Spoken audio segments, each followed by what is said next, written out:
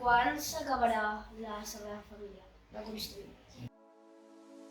De quin material està fet el trencadís? Com podeu juntar tants trossos de ceràmica perquè es pugui mantenir tants anys? Per què es diu Sagrada Família? I ens acabem preguntant quin significat tenen les torres dels evangelistes.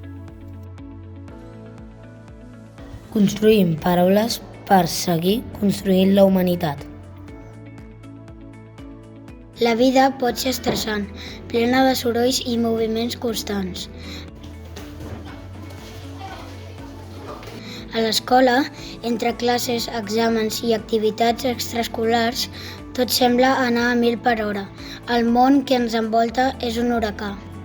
En aquest món caòtic, el diàleg sembla ser un luxe que no ens podem permetre. Les converses es redueixen a missatges ràpids i les relacions es veuen amenaçades per la falta de temps. Viure envoltat de natura és entrar en un món on la calma es converteix en la melodia diària i on els seus colors pinten els dies amb tonalitats de verd esperança, blau, tranquil·litat i groc alegria. En aquest entorn, els rellotges deixen de ser els nostres amos i el ritme de la natura passa a ser la nostra guia. El cant dels ocells, el soroll d'un rierol i el xiu-xiueig del vent a través dels arbres es converteixen en les veus que ens donen calma. En aquesta connexió amb la natura és quan parem i escoltem els nostres sentiments i emocions. I podem fer una escolta activa i plenament conscient. Notem com la brisa ens acaricia la pell, com el sol ens escalfa i com els peus s'arrelen ben fora a la terra. La natura ens guia cap a una comprensió de nosaltres mateixos i del món que ens envolta. És en aquest moment tot agafant els mots esquinçats i inspirant-nos en el trencadís de Gaudí. Construïm noves paraules que ens ajuden a comunicar-nos tot dialogant. Confiança, natura, somriure, somni, amistat, esperança, amor i diàleg.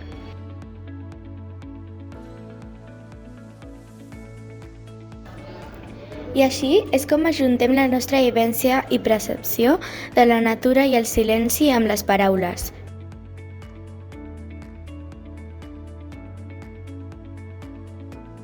Per crear la nostra interpretació artística plena de simbolisme per construir la nostra basílica basada en la paraula, la pau i la natura.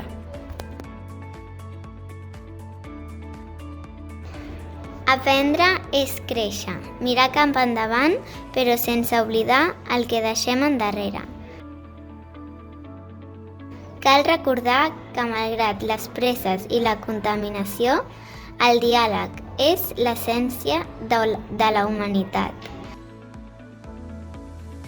Creixem com les torres, mirem cap amunt buscant el sentit de la vida. Construïm paraules per seguir construint la humanitat.